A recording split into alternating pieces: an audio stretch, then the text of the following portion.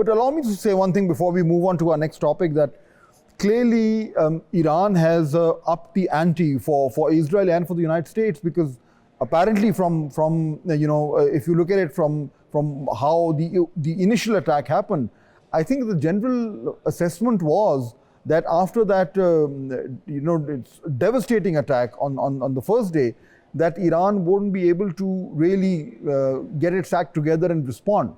But the very fact that they've been able to fight back for 4 or 5 days, they're still in the fight. They're still fighting. And they're forcing Israel to now bank on the involvement of the United States.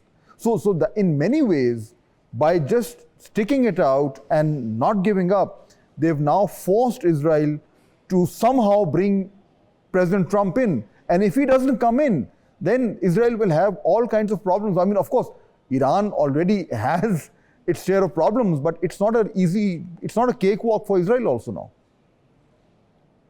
Absolutely. No, this is very true. That the fact that Iran has been able to hold out and it has been able to carry out a series of strikes in Israel is significant, and it has, to an extent, put Israel on the defensive, and as you suggest, has put more pressure on Israel to seek support from the U.S., which in turn puts more pressure on the United States. So the fact that both Israel and the U.S. are facing some pressure right now is, I think, a net win, even if just a tactical win for Iran at this point in time. But let's be clear. I mean, Israel has the capacity to ramp up its firepower, and if it's intent on achieving its objectives through military means, it would not hesitate, I think, to ramp up that firepower and follow through. So it's unclear how long Iran would be able to hold out if things escalate. And obviously, whenever this whole conflict ends, what's the off ramp, if any, and who pays what kind of cost? I think that's something